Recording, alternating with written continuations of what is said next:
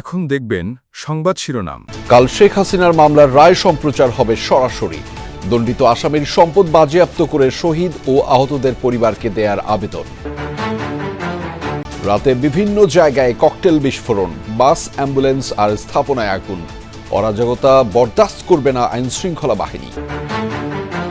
Fascist হাসিনার রায় ঘোষণা নিয়ে দেশে বিশৃঙ্খলা তৈরির চেষ্টা করছে একটি মহল, বললেন মির্জা ফখরুল। সবাইকে রুখে দাঁড়ানোর আহ্বান। প্রধান উপদেষ্টার ভাষণে ৮ দলের দাবি আংশিক পূরণ হয়েছে। আন্দোলন চালিয়ে যেতে শিগগিরই নতুন কর্মসূচি ঘোষণা, জানালেন জামায়াত নেতা। আরও ১২ রাজনৈতিক দলের সাথে নির্বাচন কমিশনের সংলাপ। অবাধ ভোটের জন্য আচরণবিধি মেনে চলাই সবচেয়ে জরুরি, বললেন সিইসি। আসসালামু আলাইকুম। এতক্ষণ দেখছিলেন সংবাদ শিরোনাম, এখন দেখবেন বিস্তারিত। জুলাই গণঅভ্যুত্থানে গণহত্যার মামলায় কাল শেখ হাসিনার রায় ঘোষণা করবে আন্তর্জাতিক অপরাধ ট্রাইব্যুনাল। দেশি বিদেশি গণমাধ্যমে এটি সরাসরি সম্প্রচার করা হবে, জানিয়েছে প্রসিকিউটরদের আশা, নারী হিসেবে রায়ে কোনো ধরনের অনুকম্পা পাবেন না শেখ হাসিনা। সাজা ঘোষণার পর আসামিদের সম্পদ বাজেয়াপ্ত করে গণঅভ্যুত্থানের শহীদ ও আহতদের পরিবারকে দেয়ার আবেদনও করবে প্রসিকিউশন। জুলাই আগস্ট গণঅভ্যুত্থানে নিহত হয়েছেন কয়েকশো মানুষ, আহত হয়েছেন প্রায় ২০,০০০। শিশু থেকে বয়স্ক কেউ বাদ যায়নি নৃশংসতা থেকে। মানবতা বিরোধী এমন অপরাধের প্রথম কোনো মামলার রায় ঘোষণা করতে যাচ্ছে আন্তর্জাতিক অপরাধ ট্রাইব্যুনাল। আসামি সাবেক প্রধানমন্ত্রী শেখ হাসিনা, সাবেক স্বরাষ্ট্রমন্ত্রী আসাদুজ্জামান খান কামাল ও সাবেক আইজিপি চৌধুরী আব্দুল্লাহ আল মামুন। কি সাজা হতে পারে তাদের, তা নিয়ে সর্বমহলে আছে নানা জল্পনা। ট্রাইব্যুনালের প্রসিকিউশন ব্রিফিংয়ে জানিয়েছে, এই মামলার রায় ঘোষণা সরাসরি সম্প্রচার করবে বাংলাদেশ টেলিভিশন, ট্রাইব্যুনালের ফেসবুক পেজ ও আন্তর্জাতিক সংবাদ সংস্থা রয়টার্স। এছাড়া রাজধানীর কয়েকটি পয়েন্টে বড় পর্দায় রায় ঘোষণা সরাসরি দেখাবে সংস্কৃতি মন্ত্রণালয়। আমরা আশা করছি যে কালকেই এই ট্রাইব্যুনাল উক্ত মামলার রায় ঘোষণা করবেন। প্রসিকিউশনের পক্ষ থেকে আমরা এই মামলার রায় রিসিভ করার জন্য প্রস্তুত আছি। প্রসিকিউটর গাজী এমএইচ তামিম মনে করেন, অপরাধের মাত্রায় নারী হিসেবে অনুকম্পা পাওয়ার সুযোগ নেই শেখ হাসিনার। রায় ঘিরে নাশকতা করার চেষ্টা করলে কঠোর ব্যবস্থা নেয়ার হুঁশিয়ারি দিয়েছে পুলিশ। জনগণের সম্পদ ও জীবন রক্ষায় আইনশৃঙ্খলা বাহিনীর পক্ষ থেকে সব ব্যবস্থা নেওয়া হয়েছে। কার্যক্রম নিষিদ্ধ আওয়ামী লীগের নেতাকর্মীরা নাশকতার চেষ্টা করলে পরিণতি ভালো হবে না বলে ডিএমপির পক্ষ থেকে দেওয়া হয়েছে হুঁশিয়ারি। স্বরাষ্ট্র উপদেষ্টা জানিয়েছেন, যে কোনো নাশকতা ঠেকাতে প্রস্তুত আছে আইনশৃঙ্খলা বাহিনী। ৭ নভেম্বর রাত থেকে রাজধানী ঢাকাসহ বিভিন্ন স্থানে নাশকতায় নামে পতিত স্বৈরাচারের কর্মীরা। গুপ্ত হামলা চালিয়ে বাসে অগ্নিসংযোগ করা হয়। কোথাও কোথাও ককটেলের বিস্ফোরণ ঘটিয়ে জনমনে আতঙ্ক সৃষ্টির চেষ্টা চালায় কার্যক্রম নিষিদ্ধ আওয়ামী লীগের নেতাকর্মীরা। এর মাঝে ময়মনসিংহে দাঁড়িয়ে থাকা বাসে আগুন দিলে চালক অগ্নিদগ্ধ হয়ে নিহত হন।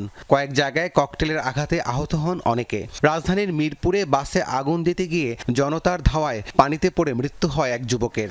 এছাড়া তেজগাঁও রেল স্টেশনে একটি বগিতে অগ্নিসংযোগ ও নাশকতা চেষ্টার সময় জনতার হাতে গ্রেফতার হন বেশ কয়েকজন।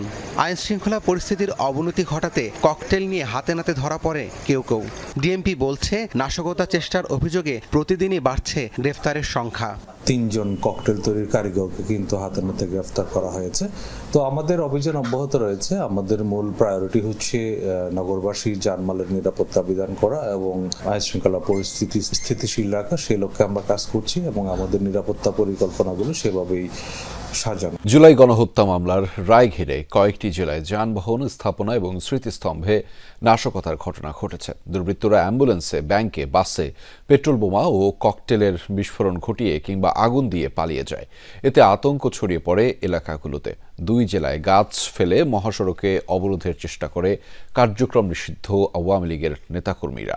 শনিবার মধ্যরাতের ঘটনা। সামাজিক যোগাযোগ মাধ্যমে ছড়িয়ে পড়া একটি ভিডিওতে দেখা যায়, এক যুবক লম্বা একটি লগির মাথায় আগুন জ্বালিয়ে বগুড়ার শেরপুরের গ্রামীণ ব্যাংকের একটি শাখায় আগুন দিচ্ছে। সাথে সাথে দাউ দাউ করে জ্বলে ওঠে সাইনবোর্ডের বাইরের অংশ। এতে হতাহতের ঘটনা না ঘটলেও আতঙ্ক ছড়িয়ে পড়ে পুরো এলাকায়। জড়িতদের শনাক্ত ও আইনের আওতায় আনতে মেটাতে কাজ চলছে বলে জানিয়েছে পুলিশ। সিলেটে শহীদ শামসুদ্দিন আহমদ হাসপাতালের পার্কিংয়ে থাকা একটি অ্যাম্বুলেন্সে আগুন দেয় দুর্বৃত্তরা। হাসপাতালের সিসিটিভি ফুটেজে দেখা যায় দুটি মোটরসাইকেলে 5 জন তরুণ প্রথমে পার্কিংয়ে প্রবেশ করে, পরে তাদের দেয়া আগুনে পুড়ে যায় অ্যাম্বুলেন্সটি। একই সময় কুমারগাঁও বাস স্ট্যান্ডে দাঁড়িয়ে থাকা একটি বাসেও আগুন দেয়া হয়। ফেনীতে জুলাই শহীদদের স্মরণে নির্মিত স্মৃতিস্তম্ভে আগুন দেয় দুর্বৃত্তরা। মোবাইলে ধারণকৃত ভিডিওতে দেখা যায় মুখে মাস্ক পরা কয়েকজন কেরোসিন ঢেলে স্মৃতিস্তম্ভে আগুন দিয়ে পালিয়ে যাচ্ছে। অবাধ ও সুষ্ঠু নির্বাচনের জন্য 8 দলের চলমান যে আন্দোলন প্রধান উপদেষ্টার ভাষণে তার আংশিক পূরণ হয়েছে, তাই দাবি আদায়ে আন্দোলন চালিয়ে যাওয়ার ঘোষণা দিয়েছে জামাত সহ আন্দোলনরত 8 দল। দ্রুতই নতুন কর্মসূচি ঘোষণা করা হবে বলেও জানিয়েছে দলগুলোর নেতারা। প্রধান উপদেষ্টার ভাষণ ও দেশের চলমান রাজনৈতিক পরিস্থিতি মূল্যায়নে বৈঠক করেছে জামায়াত সহ সমমনা 8 দল। বৈঠক শেষে সাংবাদিকদের সাথে কথা বলেন জামায়াতের সেক্রেটারি জেনারেল মিয়া মোহাম্মদ গোলাম পরোয়ার। সাথে উপস্থিত ছিলেন দলগুলোর সিনিয়র নেতারা। 8 দলের পক্ষ থেকে বলা হয়েছিল যে এই কারণে গণভোটটা আগে হওয়া দরকার। তারা বলেন প্রধান উপদেষ্টার ভাষণে সব রাজনৈতিক সংকট দূরীভূত হয়নি, তাই 5 দফা দাবিতে 8 দলের আন্দোলন চলবে। যে আমাদের যে দাবিগুলো এখনো পূরণ হয়নি, আংশিক পূরণ হয়েছে, সেই দাবির সংগ্রামে রাজপথে 8 দলের কর্মসূচি ইনশাআল্লাহ অব্যাহত থাকবে। দেশের অধিকাংশ জনগণের অনুভূতি, আকাঙ্ক্ষা সরকারের রিয়ালাইজ করা উচিত। নির্বাচন কমিশন কারো পক্ষে কাজ করতে পারবে না বলে জানিয়েছেন CCAMM নাসির উদ্দিন। নির্বাচন ভবনের সম্মেলন কক্ষে রাজনৈতিক দলের সাথে দ্বিতীয় দিনের সংলাপে একথা জানিয়েছেন তিনি। এ সময় নির্বাচনী আচরণবিধি প্রচারের পাশাপাশি গ্রহণযোগ্য পরিবেশ নিশ্চিতে রাজনৈতিক দলগুলোর সহযোগিতা চেয়েছেন সিএসি। সংলাপের শুরুতেই বাধে হট্টগোল, যার সূত্রপাত ইসলামী ঐক্যজোটের চলমান বিভেদ ঘিরে।